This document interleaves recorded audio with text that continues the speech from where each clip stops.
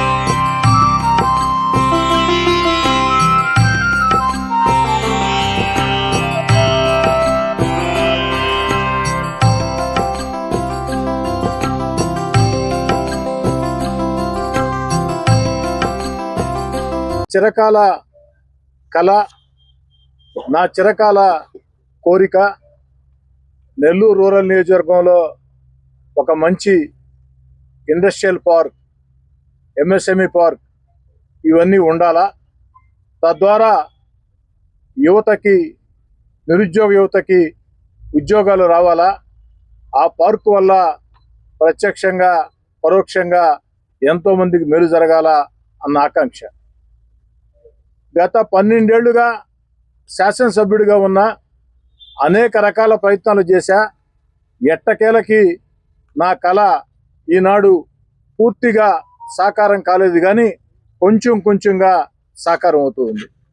ఈరోజు నెల్లూరు రూరల్ నియోజకవర్గం ఆమంచర్ల వద్ద మెయిన్ రోడ్ ఆనుకొని 30 ఎకరాల్లో 7 కోట్ల రూపాయల వ్యయంతో ఎంఎస్ఎంఈ పార్క్, ఈ ఎంఎస్ఎంఈ పార్క్కి భారత్ సింధూర్ పార్క్ ఏదైతే భారతదేశ రక్షణ కోసం, భారతదేశ గౌరవం కోసం తమ ప్రాణాలని, తమ జీవితాలని పణంగా పెట్టి శత్రు సైన్యాలతో పోరాడి విజయం సాధించినటువంటి భారత్ సింధూర్ పేరుతో ఎంఎస్ఎంఈ పార్క్, ఈ యొక్క పార్కు పూర్తయింది. దాని సందర్శన కార్యక్రమం మీడియా మిత్రులు, అటు నెల్లూరులో ఉన్నటువంటి ఆటో నగర్ మిత్రులు అందరితో కలిసి సందర్శన కార్యక్రమం. ఈనాడు నెల్లూరు రూరల్ నియోజకవర్గంలో 30 ఎకరాల్లో 7 కోట్ల రూపాయల వ్యయంతో తెలుగుదేశం పార్టీ కూటమి అధికారంలోకి వచ్చిన తర్వాత చంద్రబాబు నాయుడు గారు ముఖ్యమంత్రిగా ఈ కళ సాకారమైంది. ఆనాడు లోకేష్ గారు నెల్లూరుకి పాదయాత్రకు ఇచ్చేసినప్పుడు పాదయాత్రలో ఇచ్చిన హామీ ఈరోజు పూర్తయింది. చంద్రబాబు నాయుడు గారి ఆశీస్సులతో, పవన్ కళ్యాణ్ గారి ఆశీస్సులతో తెలుగుదేశం పార్టీ కూటమి ఆ యొక్క ప్రభుత్వంలో ఇది కాస్త సాకారమైంది. అయితే నా లక్ష్యం ఒకటే, నా కోరిక ఒకటే, ఈ 30 ఎకరాల MSME park, Bharat Sindoor MSME park సరిపోదు.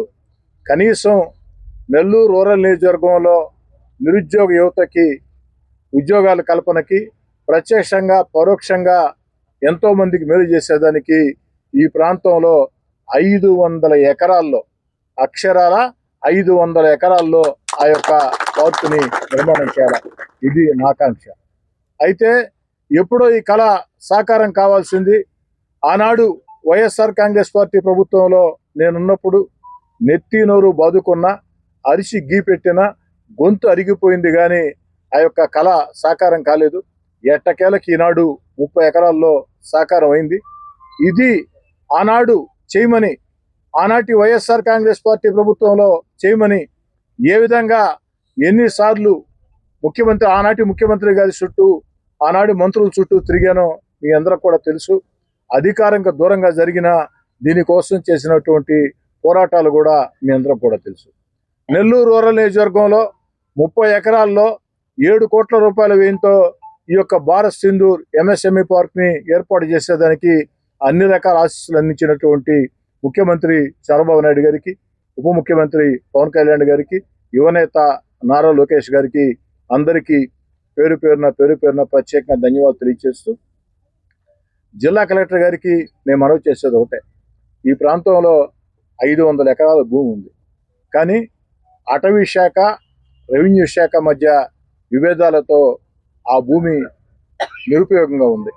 కాబట్టి జిల్లా కలెక్టర్ గారు చొరవ తీసుకొని ఇది అటవీ శాఖ మాది అంటుంది, కాదు మాది అని రెవెన్యూ శాఖ అంటుంది, రెండిటికి మధ్య పరిష్కారం చేయాలని, అలా పరిష్కారం కానప్పుడు ఇది రెవెన్యూ శాఖదైతే ఏ బాధ లేదు, ఆ యొక్క పార్కుని ఇక్కడ మనం వృద్ధి చేసుకోవచ్చు, మంచి ఇండస్ట్రియల్ పార్క్ని. ఈరోజు ఎంఎస్ఎంఈ పార్క్లో చిన్న పరిశ్రమలు వస్తాయి. 500 ఎకరాలు ఏర్పాటు చేసినట్లయితే పెద్ద పరిశ్రమలు కూడా వస్తాయి. అలా కాదు ఇది అటవీ శాఖ అని నిర్ధారణ అయితే అటవీ శాఖకి వేరే దగ్గర అందుకు ప్రత్యామ్నాయంగా స్థలం ఇచ్చినట్లయితే నెల్లూరు నగరానికి కూతవేటు దూరంలో ఇంత దగ్గరగా 500 ఎకరాల్లో ఎక్కడా కూడా అవకాశం లేదు. ఆ దిశగా జిల్లా కలెక్టర్ గారు తన ప్రయత్నాలు తను సాగించాలని, స్థానిక శాసనసభ్యుడిగా నా ప్రయత్నాలు నేను కొనసాగిస్తానని, ఎట్టకేలకి దేవుడి దయ వల్ల నెల్లూరు రూరల్ నియోజకవర్గ ప్రజల ఆకాంక్ష, చంద్రబాబు నాయుడు గారి ఆశీస్సులతో 7 కోట్ల రూపాయల వ్యయంతో 30 ఎకరాల్లో ఈ భారత్ సింధూర్ ఎంఎస్ఎంఈ పార్క్ పూర్తయింది. దాన్ని మీడియా మిత్రులకి, అదేవిధంగా ఆటోనగర్ మిత్రులకి ఆ యొక్క సందర్శన కోసం ఇక్కడ తీసుకురావడం జరిగింది. అతి త్వరలో రాష్ట్రం అంతా కూడా ఇలాంటి ఇండస్ట్రియల్ పార్కులు ఎన్నో చంద్రబాబు నాయుడు గారి నేతృత్వంలో సిద్ధమవుతున్నాయి. వాటన్నిటిని కూడా ఒకే రోజు ముఖ్యమంత్రి చంద్రబాబు నాయుడు గారు ప్రారంభోత్సవం చేస్తారు. ఈ లోపలనే ఆన్లైన్లో ఏదైతే చిన్న పరిశ్రమలు పెట్టాలనుకునే వారికి ఆన్లైన్లో భూములు కేటాయించే పరిస్థితి వస్తుంది. కాబట్టి చిన్న పారిశ్రామికవేత్తలు ఏదైతే ఈ ఎంఎస్ఎంఈ పార్క్లో పరిశ్రమలు పెట్టేదానికి ఎవరికైతే అవకాశం ఉందో వారందరూ కూడా అతి త్వరలోనే ఆన్లైన్ ఓపెన్ అవుతుంది.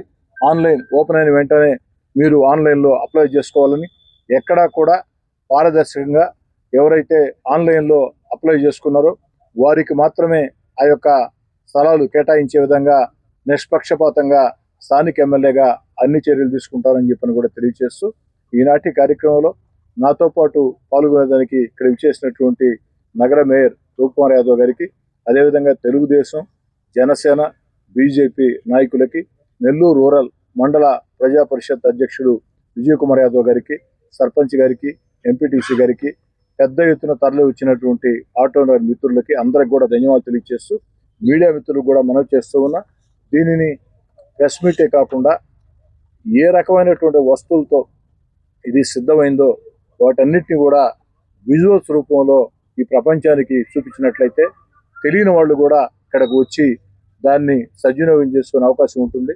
నాకు కూడా చాలా సంతోషం వేసింది. నిన్న ఆటోనగర్ మిత్రులు నా వద్దకి కొంతమంది వచ్చినప్పుడు వారు చెప్పినటువంటి మాట, అన్న ఇటీవల వెళ్ళి చూసాము, ఒక ప్రైవేట్ అత్యాధునిక లేఅవుట్ కంటే అద్భుతంగా దీన్ని తీర్చిదిద్దారు, ధన్యవాదాలని. కానీ ఇక్కడితో అడుగులు ఆగిపోలేదు, ఇది తొలి అడుగు మాత్రమే. రెండో దశ కింద మరికొంత స్థలం, రెండో దశ కింద మరో 30 ఎకరాల్లో కూడా అభివృద్ధి చేసే కార్యక్రమానికి వేగవంతంగా శ్రీకారం చుడతాం. కానీ ఈ 30, ఆ 30, 60 మాత్రమే. అంతిమ లక్ష్యం మాత్రం 500 ఎకరాల్లో ఈ యొక్క ఇండస్ట్రియల్ పార్క్ని ఏర్పాటు చేసేదానికి నా వంతు ప్రయత్నం నేను చేస్తానని చెప్పని మాటిస్తాను. శ్రీధరన్న చెప్పినట్టు ఈ పారిశ్రామిక వాడకు సంబంధించి గత అనేక సంవత్సరాలుగా శ్రీధరన్న ముఖ్యమంత్రి గారి దగ్గర నుంచి, మంత్రుల దగ్గర నుంచి, జిల్లా కలెక్టర్ దాకా అనేక సందర్భాలు తిరిగి ఉన్నాడు. నేను ప్రత్యక్షంగా చూస్తున్నాను.